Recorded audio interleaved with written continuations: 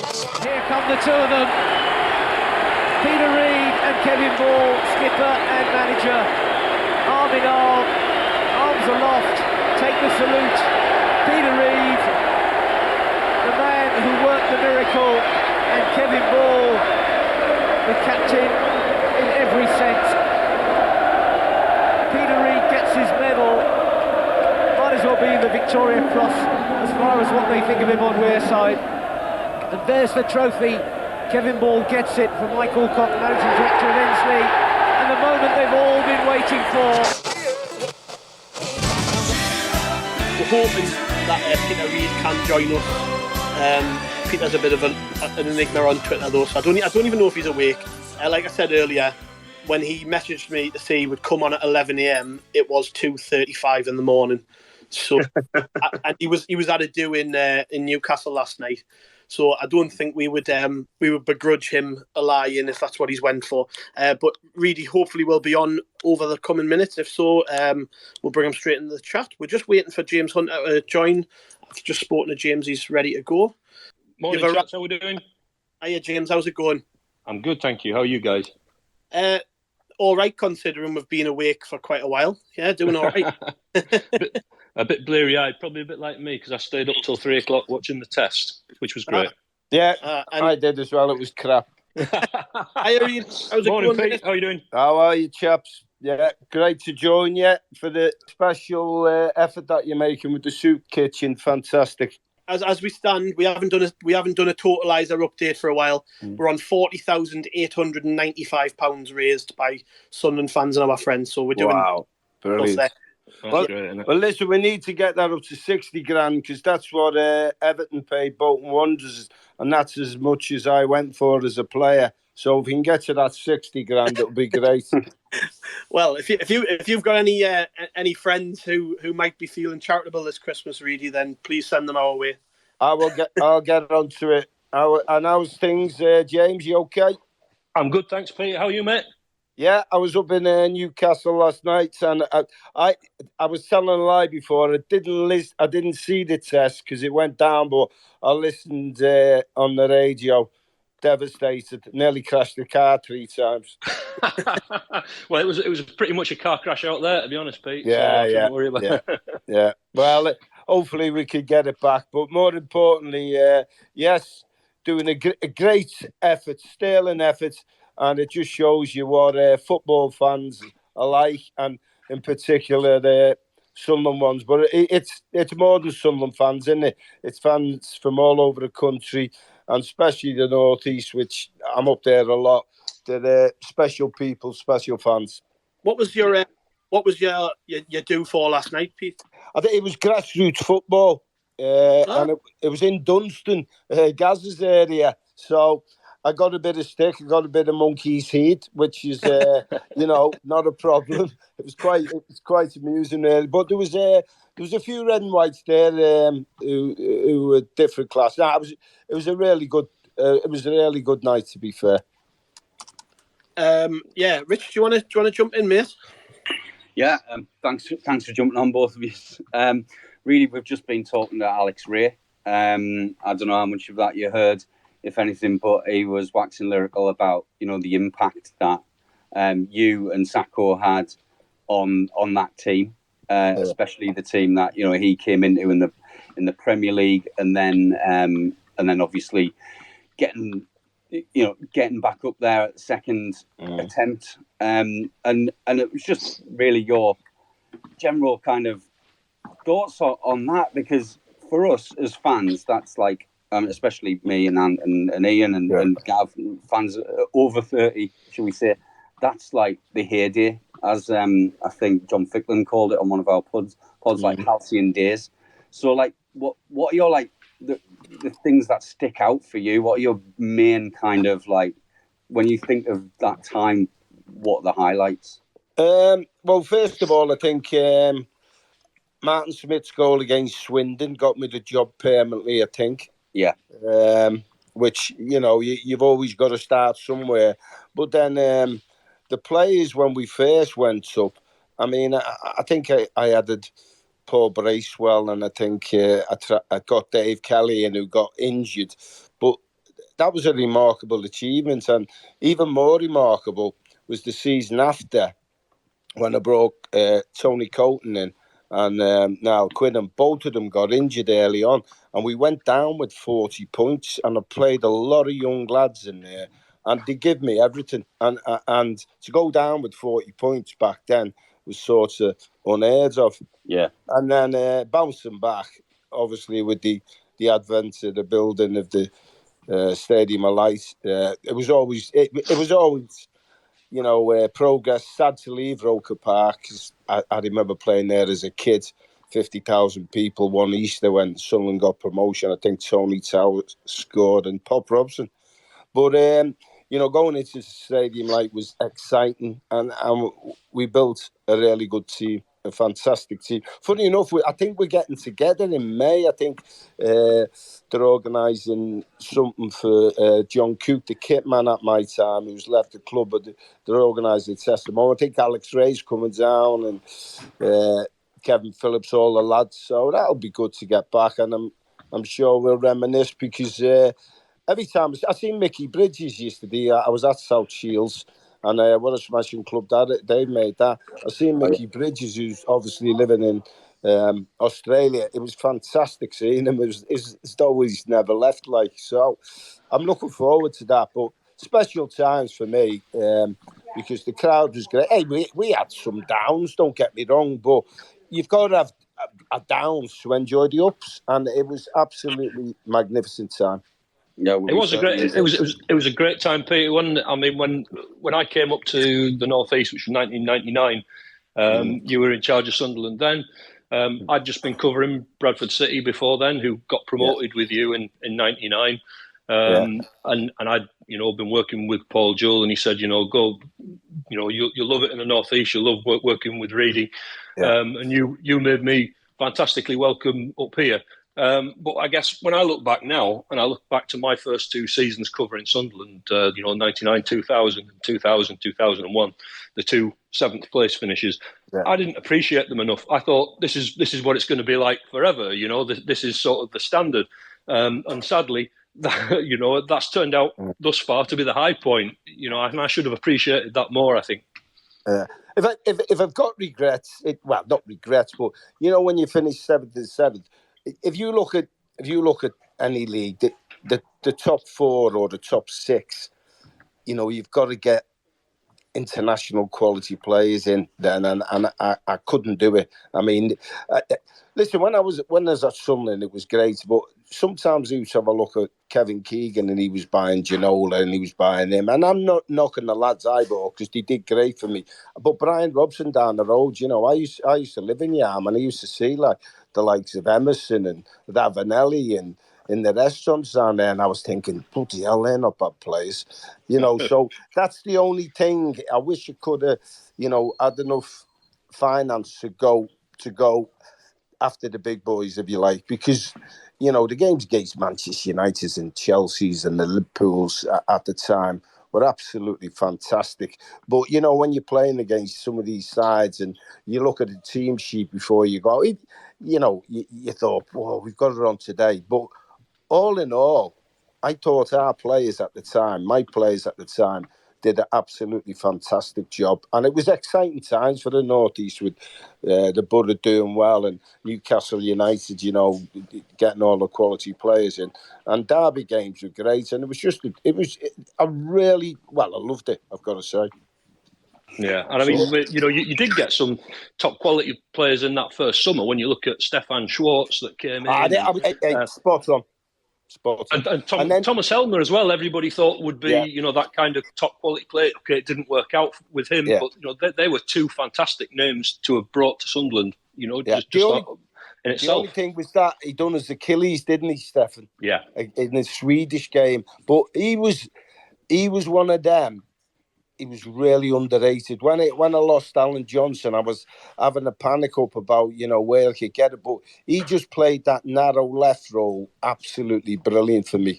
I like it. And then we had to adapt, because when we were bombing, we had Alan Johnson and some people for reasons. I mean, Alan Johnson wanted to leave, and buzzer went, so I had to adapt. I got Hutch narrow right one side. He got me 10 or 12 goals in the season.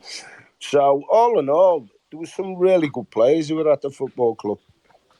And obviously, we heard from Julio Walker. Brilliant player. As well.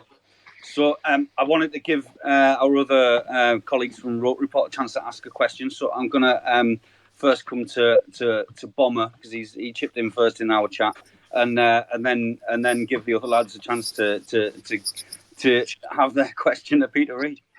Really, it's not so much a question, mate, but I just wanted to let you know something. So I'm born and bred in Gloucestershire. I've got no ties to the North East, no ties to Sunderland whatsoever.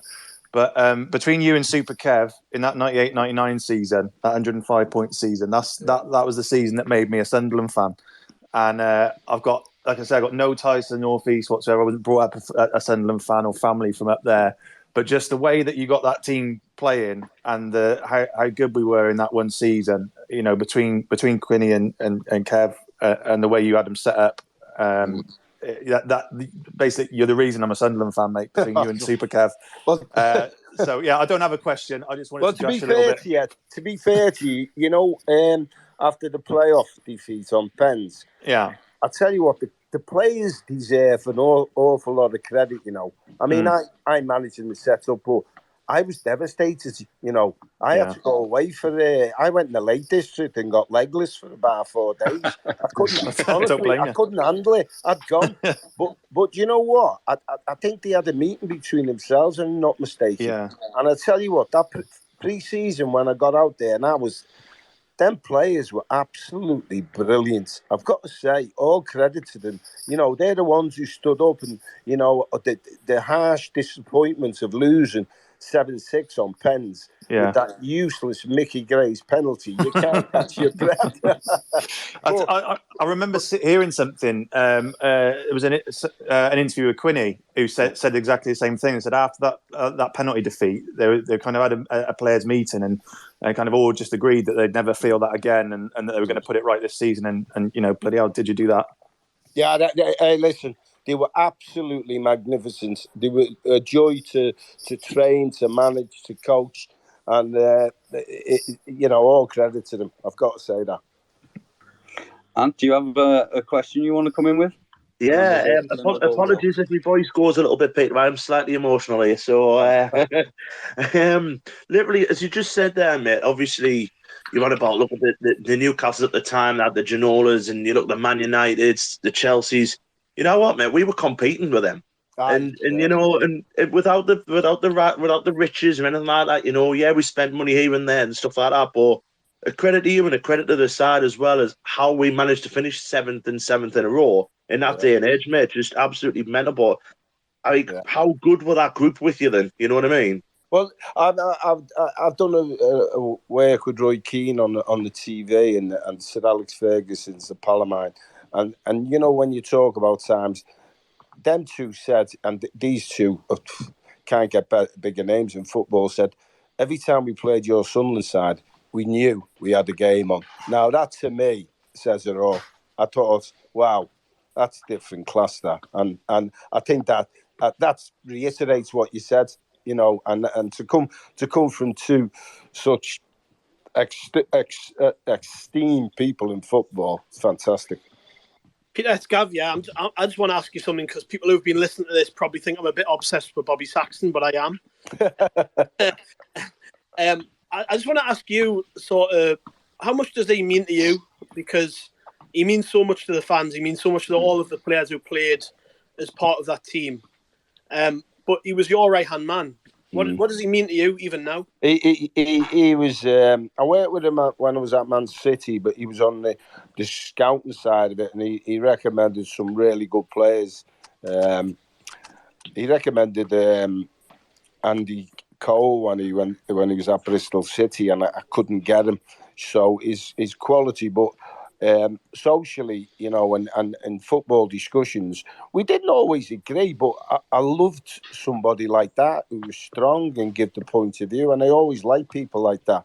And we had many discussions. I mean, I can remember him, you know, giving me pearls of wisdom about tactics. And then I can remember me and him arguing. He'd be saying, Kev Phillips is doing nothing. I think it was Everton. I remember the game, Kev, we've got to leave our goal scorer on. Don't. And then Phillips hit one in the top corner. He'd go, he sat down, he went, Sacko, shut up. So, but he was a great coach in terms of getting messages over in a basic manner where everybody knew. Sometimes people complicate football. You know, the modern game's great, don't get me wrong, you know, recycling the ball, winning a tackle, isn't it? You know, and Sacko, you know, transition, it's a counter-attack. You know, between the lines is getting in space and forward passes. So nothing changes. And Sacko was spot on. Every time we had a discussion about how we're going to play, when we were on the training pitch, he implemented it as good as anyone. And besides being a brilliant football man, he's a brilliant person. I was up there about 6 weeks ago. We were in the Manos and we had a great night, you know, and I always love seeing him. And he's a person I love to death. He's great Sacko, you know, a fantastic character to have around that training ground. I can remember, you know, down at the Charlie Hurley Centre, you used to go into the porter cabin offices there, Peter, remember? Yeah. And Sacko would be sat in the canteen and you'd be talking football with him and he'd have the salt and pepper pots out and this would be moving and that would be moving and then he'd be telling you how you're going to have to defend the corner and he'd have you out of your seat and he'd be shoulder barging you and saying this is what, you know. And it was just great to have that sort of insight from him. And he was just a wonderful character in that, you know, he didn't care anything for what people thought. He used to wander around that training ground. I can picture him now in like shorts, flip-flops and carrying a briefcase. You know, just a fantastic character. In fact, you know, all that backroom team at that stage were similar, weren't they? You had Sacko and people like Mickey Holland and, you know, other people. It was just a real sort of good atmosphere, wasn't it, around the training ground at that time? Yeah, well, Clarkey got Mickey Holland in. He says, I've got a lad he's got all of the certificates. He's been everywhere. So he brought these certificates in. Oh, they were so bent, it was untrue. You know, he got them offered. He got them offered a photocopier. It was a joke. But I liked Mickey's character, and I said, well, come in, have a go. And I said, and by the way, you're a black and white, aren't you? And he rolled his sleeve up and he had the badge. And I said, come in. But he was brilliant in there, absolutely brilliant. And it was great. I think he's at West Brom now, so he stayed in football. But yeah, the dressing room, I mean, and this is, again, praise for the players. The dressing room was a great dressing room. And when you got players who policed their own dressing room, hey, sometimes they had to go in and sort one or two out, which you get that, don't you? I quite like that as well, because I quite like characters, you know, and you just had Alex Ray on who had a couple of bad situations, but I tell you what a player he was and what a man he is, you know. So yeah, one of the biggest disappointments was Steve Bowl getting injured as well, you know. That was the big one, because I tell you what you know, when you get someone in and he organises things at the back and you think, wow, what a player. I mean, and I know he was 34 when I got him, but you just think, wow, what a player you are. And he was another character in that dressing room, even though we only had 6 months out of him.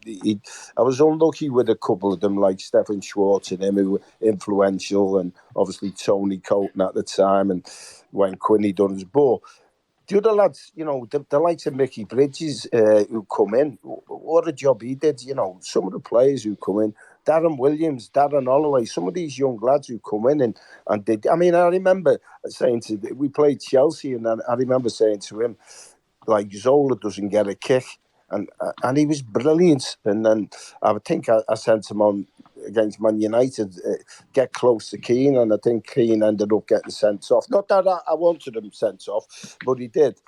And then, like, beating Chelsea, beating 20 minutes 4 up, and Eric Warren put up there, well, was sent to midfield players. And the Friday night, I was in Yarm 85 drinking glasses of wine because I was having a right panic up about the game. and the lads just come out, and they were absolutely brilliant. So there's a lot of unsung heroes in them years where I was manager of that great club. So people don't realise as well, people, we know a lot more about football around the world now and around Europe than we did probably, 20 odd years ago. And you brought in players like, Stan Varga, who came from nowhere and had that unbelievable debut against Arsenal, had Thierry Henry in his top pocket, and and then he got injured, of course, and that's another one, that was a problem. But and then obviously Julio, that you've already spoken about, someone else who came, that I'm guessing Sunderland fans had never heard of when he arrived, but had a fantastic, 6 years at Sunderland. Some of these players that you were able to bring in were, just fantastic to have at the football club, and great characters too. Yeah, I think in recruitment, I mean, hey, listen, I made mistakes in recruitment. Don't get me wrong, I'm not the messiah, but you tell me a manager who doesn't. What you've got to do is make more good buys predominantly than bad buys, and I think I did that. I made a couple of horrific mistakes, which you always do. I mean, as a player, I think I miss it one pass all in my career. So even I made mistakes as a player. But as a manager, you've got to get more right than you get wrong. And I think I did that. And like you say, when you go through the air and some of the players we had in there, it was terrific. Pete, I was just going to ask you about specifically about doing things right. When we sat in 2000-2001 season, we were sat in the top four for God knows how many weeks, and I was just wondering what the atmosphere was like in the squad at that time. The lads were bombing. I mean, hey, listen, we got a couple of things that went against us, but the atmosphere around the place, and like I said before, I always thought anyone who come to the stadium lights or was playing Sunderland at that time knew they had a game on, and the players were playing with great confidence, and it was a joy to be there, and it was a joy to work with them. To be perfectly honest, the atmosphere was terrific, and listen, hey, I knew they used to socialise in Durham because I'm not stupid as a player. I used to socialise, but as long as they come in and work the socks off, I was going to say work something else off there, but people will listen. But work the socks off and work it, train and do it on a match day. What can you do? You've got to let them have it. Nowadays, it's different. It's different. The lads with sports science, I think the social would be curtailed somewhat nowadays. But back then, as long as they went out there and did the business, and we were never lacking in fitness. We always got there. And sometimes even professional footballers need a release. And sometimes when they want to have a pint, go and have a pint. Reidy, at what point did you think it kind of started going wrong? Because as a fan, those seventh place finishes, and we were flying at that point. I didn't see it ever ending, and I was thinking that, as a Sunderland fan, God, this is brilliant. I was like 2 or 3, 4 years into my kind of stint as a Sunderland fan, thinking this was brilliant. It's never going to end, and obviously that's probably the crowning achievements certainly for my space as a Sunderland fan. Were you aware that things were going a bit awry, and do you know what it was? I think it's a culmination of things. I was always trying to look for someone, Quinny was getting, Quinny did brilliant for us, but he was just getting a little bit, and I lost Mickey Bridges, so I wanted to keep Mickey, but obviously Leeds and Tottenham were in. I couldn't get hold of him, contracts end, and the lad wouldn't sign a new deal.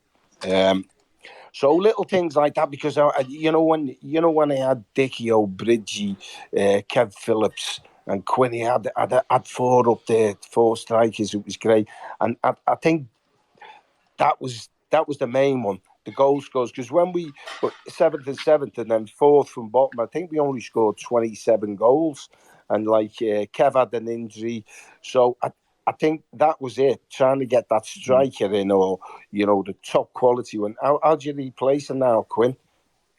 How do you replace a Mickey Bridges? Well, you don't, do you? You don't. It's hard work. And I couldn't do it. at the end, Tory Andrew Flo. I mean, I only had 3 or 4 games with him. So I think it was where we were bombing, and I had, because don't forget Kevin Phillips, when we went up, Kevin Phillips was injured for the bit. He done his metatarsal against Chester, wasn't going to play him, and he begged me to play, and I was going to drag him off, and he'd done it, and he was out for it done me head in. So, but I had people who went in there and did jobs for me, who were good players, and once I couldn't replace them, I was always looking for that, that front man, because listen, I got Sorensen in the nets. And I always think that the 2 most important... But Bill Shankly used to say, go right through the middle, didn't he? When you're building a team. So I always loved to go a great goalkeeper, because when I was at Everton, Neville Southall won us more games than anything. And I always remember Cloughie saying, the goalie, bought Peter Shilton, and a front man who can get you the goal or make you the goal. They're the most important things. So that's what I was always trying to get. And because I couldn't do that, I always thought we were under pressure then, because when we were on top in games, I had people who could stick it in the net. Once I lost that, it was hard. Hi, Reidy. It's Ian. I've got a quick question. It's probably 2 more than 1. Is there a bit of it you really miss? Like, if someone said, come back and manage this club, there'd be a bit of it you think, yeah, I really want to do that again. And what advice would you give to like Lee Johnson about what he should make the most of in his time kind of at the club now? Well, I never think you go back. I always go back, and they look after me brilliant. So I think my ship sailed in terms of being involved with something. Lee Johnson's an experienced coach, and like, listen, the First Division's a tough league. I think what you got to do, and he'll know. In games when you don't play well, try and keep clean sheets, because you don't get beat. And when you're playing well, invariably you win games. But when I used to love it when we dug one out me, and we haven't been great, because that tells you something. That tells you, hey, we're hard to beat us. We're hard to beat, and that was. I remember we beat Berry. When you play Berry at the stadium, like, we beat them 2-0. Stanton had a good side, but it was an ugly game, and we beat them 2-0. And after that game, I was made up. Because it was ugly. We hadn't played well. We got a clean sheet, and we got a couple of goals. And that, I think, when you got a good side, you dig results out when you don't play well. When you play well, if you got a good side, invariably you win. So that's the biggest thing I'd say. Just be hard to beat. I was just looking at that 2001-2002 league table, actually, really, just to after what you were saying. And even though we finished 4th bottom, you're right, our goals were 29 goals, but we were still the 8th or 9th best defence in the league. We were a mid-table team defensively.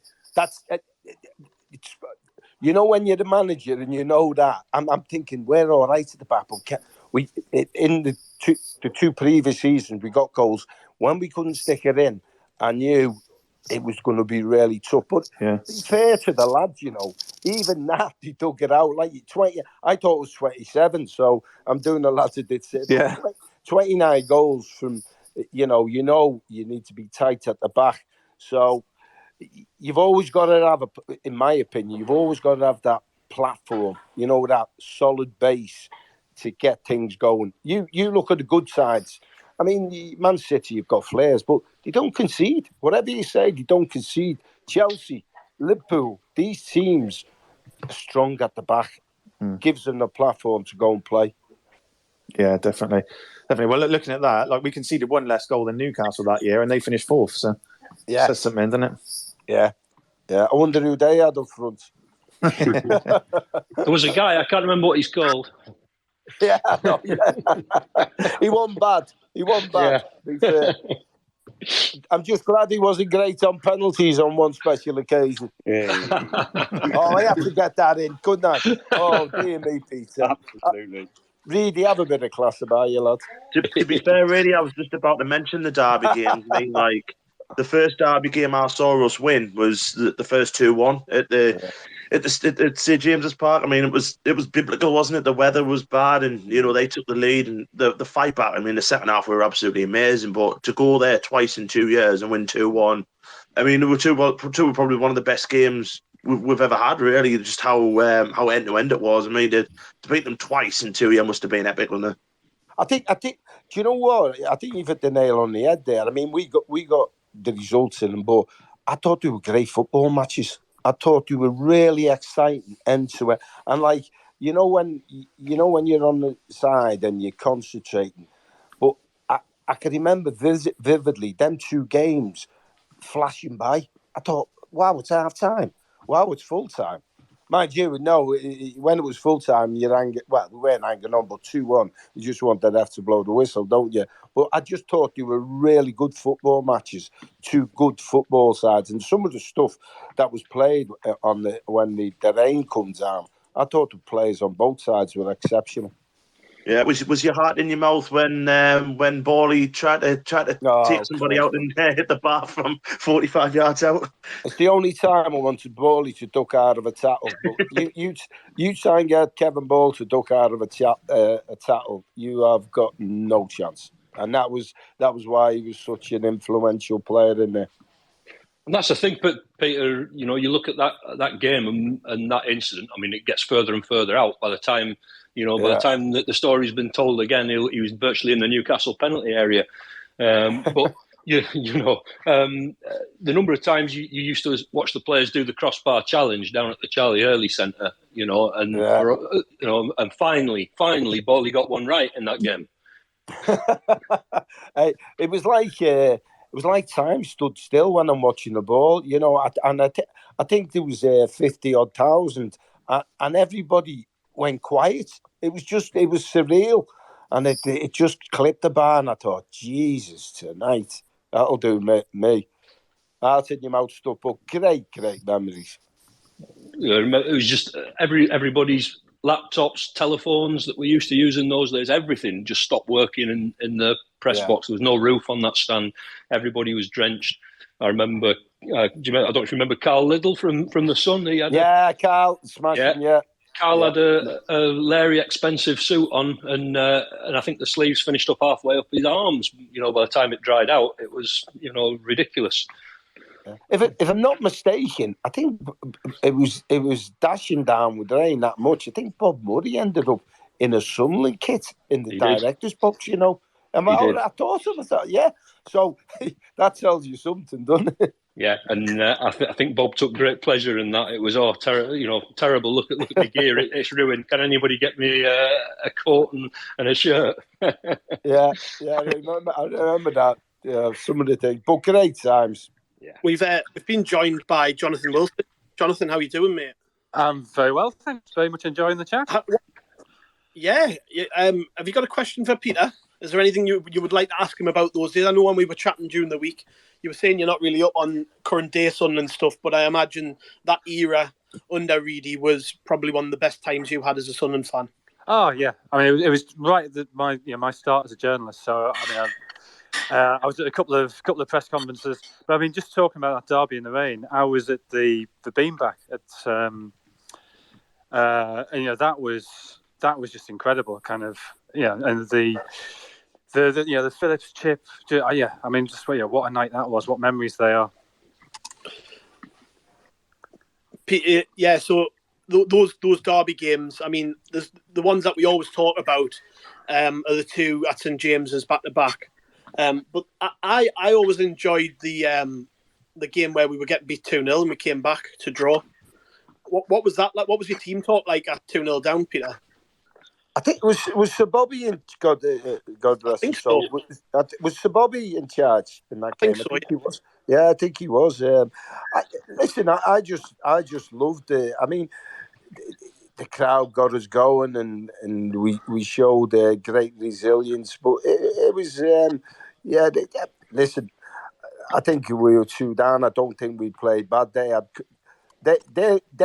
were a side, Newcastle United, who always had a goal in them. Yeah, for obvious reasons. We've just been on about him, Alan Shearer, for obvious reasons. You know, even when Newcastle United weren't playing well, Alan Shearer would always likely pop up with a goal because he's one of the greatest goal scorers in history. So you knew that. But to show resilience to fight back, I thought was tremendous. And again, another brilliant football match. You've got to say, it was absolutely outstanding, the quality of the football. But so we were talking to Alex Ray earlier, and he's a player of a certain sort of set of characteristics, I think it's fair to say. Yeah. Alex, he said himself, he loved getting involved, winding people up and getting stuck into them. But that was a common sort of characteristic of that squad, wasn't it? We had a lot of big characters who could turn it on when we need them to. And it's sort of something that's been missing over the last few years with Sunderland, where we haven't had enough of those types of characters. Is that something you look for specifically in your squad? Well, I think Alex is doing himself a bit of a disservice because he was feisty, but I'll tell you what, he couldn't half control and pass the ball. You know, the little ones round the corner, them little sliders down the sides. Besides being feisty, and I was quite feisty on the park, but he could play as well.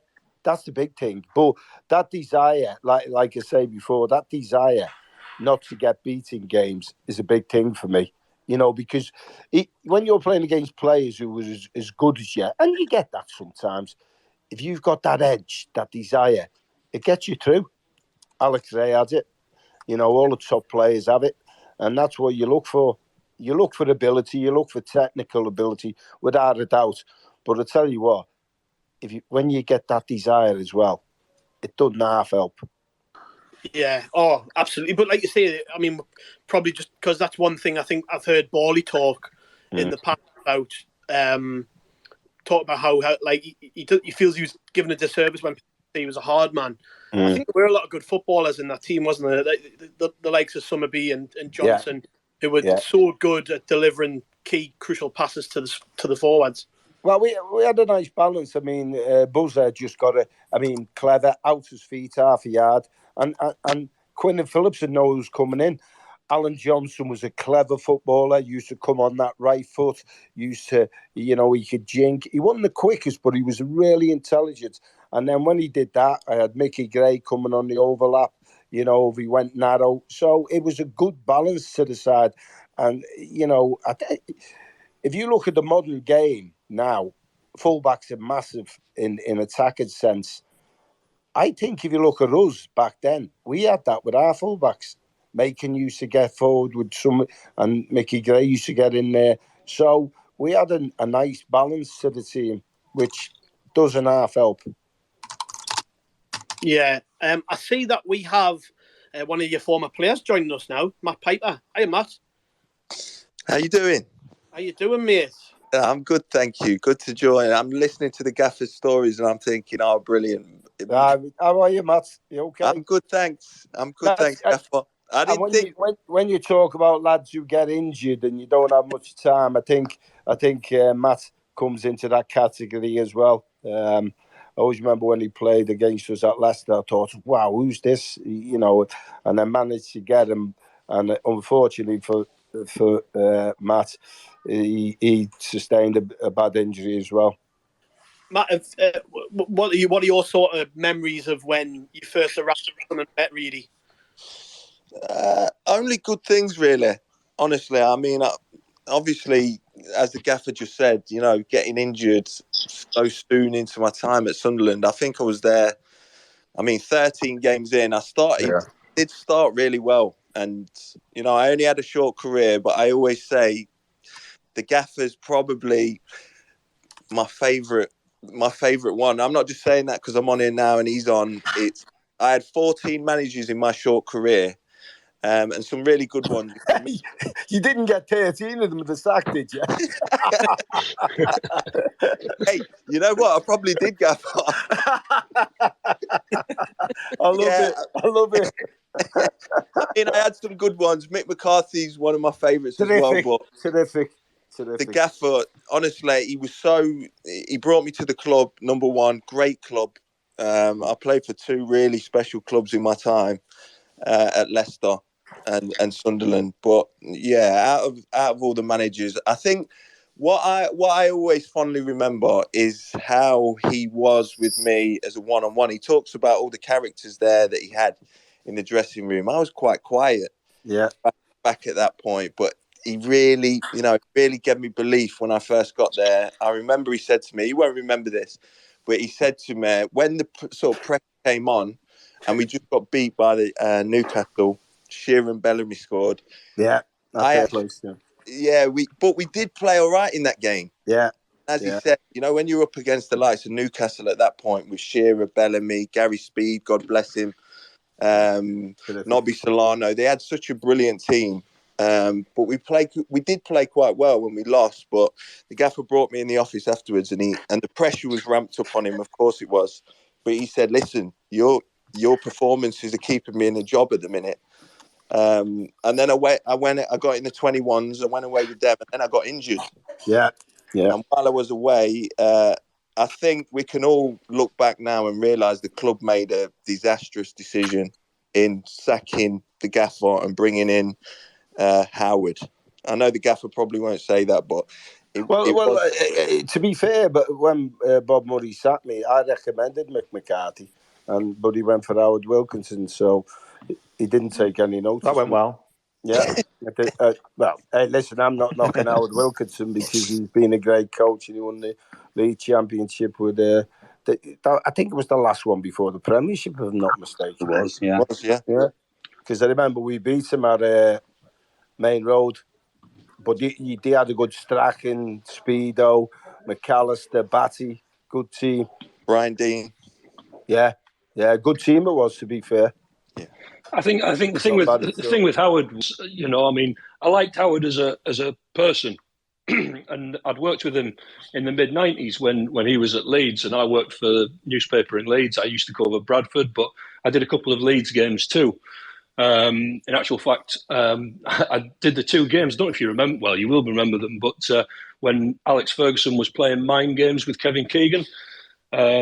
Leeds were at Man United, and that was when Alex Ferguson planted the seed about players trying. And then the next game, when Newcastle were at Leeds and Kevin Keegan had his rant in the tunnel. Well, I did those two games.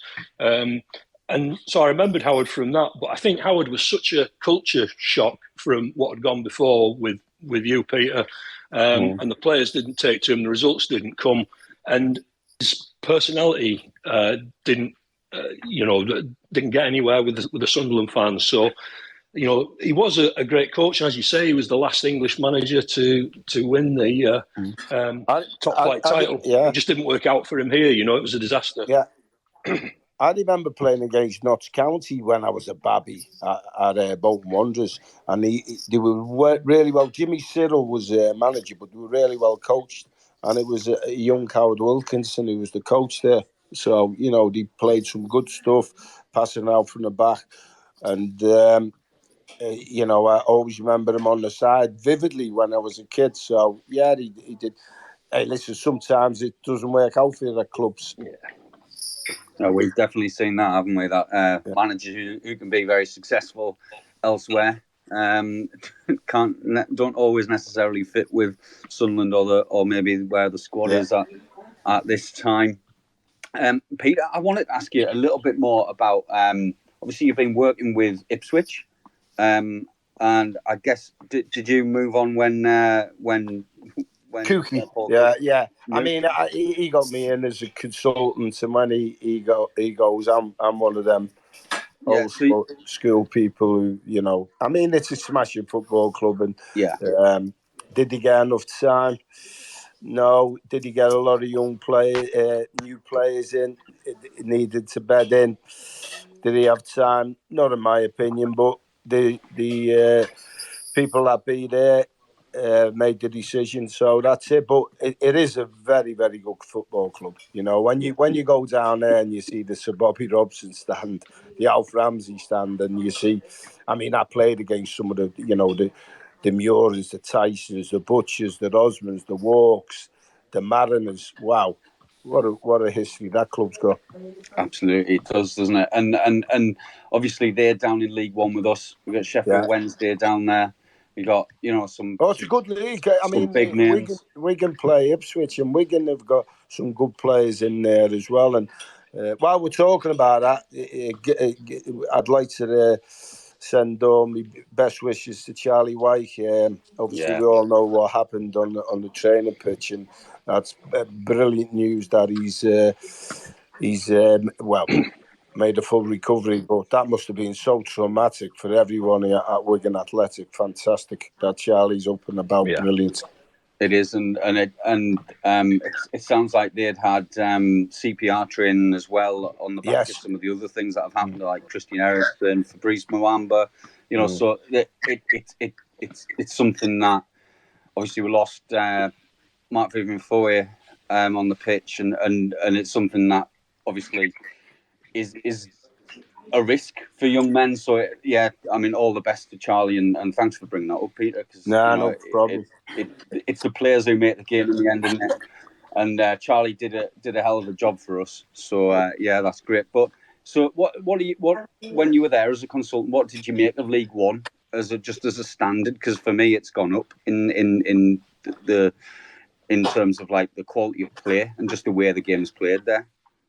There's different styles. I think I've got to say I thought Rotherham were powerful.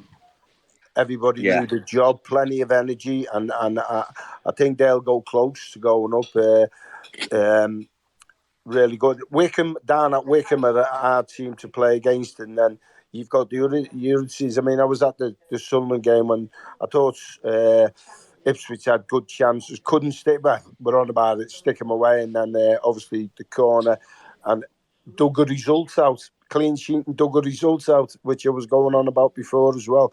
But when you look at some of the teams, the Charltons, the Sheffield Wednesdays, the Sunderland Football Club, Ipswich in that league, and I mentioned Rotherham who've been up and down. It's a great league. Wigan Athletic, it's a great league, and it's not hard to get out of these leagues. And sometimes, I know.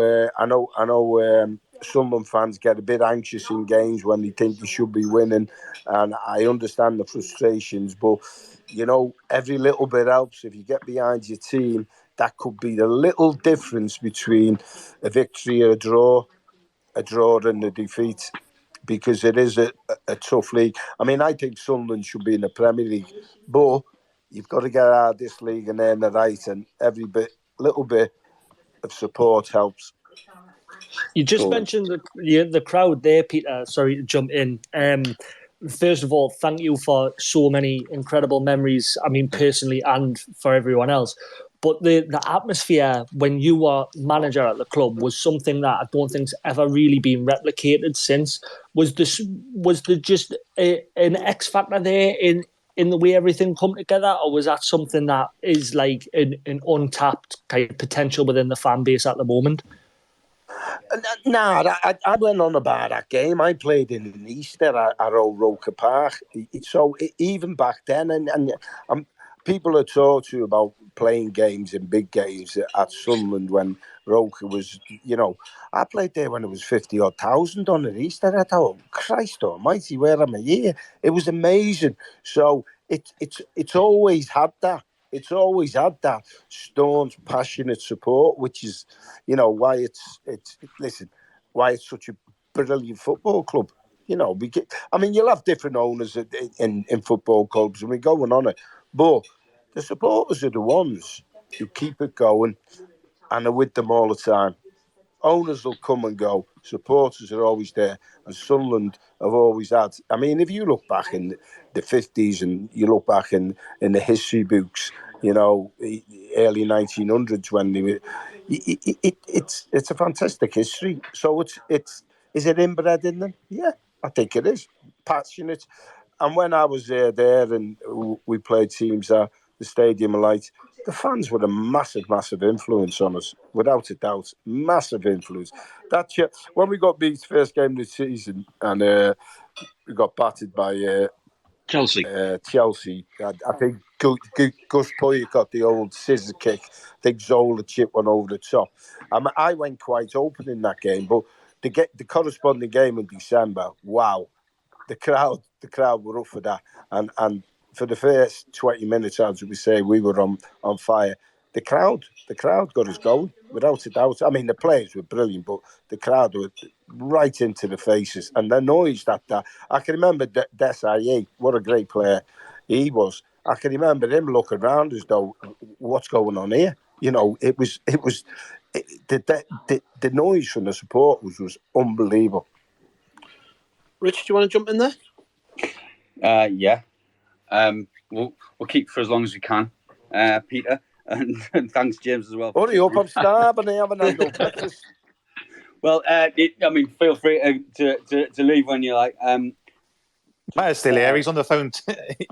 Matty Piper's still here. He's on the phone to Peter Taylor, telling him he didn't mean it. Yeah, I'm still here. I'm just loving all the stories, really. Listen, I've got to go as well, but listen, let me tell you this. It was an honour to play for Sunderland Football Club. I know I didn't play many games, but to pull that shirt on, to play for that club, and to play for a manager like the Gaffer was. Hey, Matt, we all know how unlucky you were, pal. Don't worry about that. Top man, Gaffer. Hey, great what you're all doing. Keep it going. I'm just going to nip off now and go and donate as well. All the best. Cheers, Matt. See you, Pipes. Take care. Cheers. Bye. Lovely to hear from. Top man. Yeah, very unfortunate young man. Very unfortunate. He was such a talent as well. I mean, I'm so excited. Yeah. So excited, and like you said, he was away with the under-21s, wasn't he? And just kept picking up those injuries. But yeah, I mean, I don't know if Bomber or James or Tom wants to come back and ask you one final question, Peter. Yeah, go ahead. Yeah, I mean, mine's not overly interesting, Peter, but obviously you've had quite a colourful history sort of after you left Sunderland. You've coached all over the world. You've had various roles. Would you rank Sunderland as the best time you've had in your career, or is there a moment in your career where it's just completely overshadowed everything you've achieved in your, a fairly long and successful career? I think first and foremost, playing's the best. Playing, I'd give anything to be like 40 years younger and, get my boots on and get out in the park. But, when you go into management, it's second best. But the thrills you get, the ups and downs, disappointments and the joy of success, it's you can't describe it. It's fantastic. And I'm just lucky. I was born in Liverpool, grew up in Eighton, as a decent football career. But, when you're a young boy and you dream of winning things, I won the FA Cup. Wow. If you'd have said that to me when I was like 10, I'd have gone, you crackers. So, and I know some people, and it has been devalued to an extent, but that was the first major trophy I won. And that is still, I still giggle about it being a young boy having that dream and fulfilling that dream. So, Everton, I've been dead lucky. I mean, I had a few injuries, got over them, but to be able to play football at the highest level, and manage at the highest level for a young schoolboy from Eighton, that'll do for me. And you were on the pitch as well to see one of the greatest goals of all time. I knew that'd come up. That's why I was trying to get off. Couldn't get it. I was trying to get it off. He wasn't bad, to be fair. I mean, I was lucky enough to play against some great players, and God rest his soul, Diego Maradona was one of them. And I was dead lucky, I played against the likes of Bobby Moore, Alan Mullery, Alan Ball, Billy Bremner at the end of their careers. But, for a young player to play against that, George Best when he was at Fulham, I mean, I look back and I think, Christ, you played against them. And that was a good era. I mean, they were a little bit older. I played in the same side as Frank Worthington, Matt Bolton, Peter Thompson, Tony Dunn, Willie Morgan, and then, won a couple of championships with Everton. Wow. I get goosebumps thinking about it. Yeah, it's amazing, and that young players learn from older players, and it passes on down the generations, doesn't it? I mean, you talked about Paul Bracewell earlier. I know he was big influence on a lot of the players in. You played with him, and then he was in your team, and he's passed on things that have cascaded on down the generations. So that's the thing with football, isn't it? It never stops.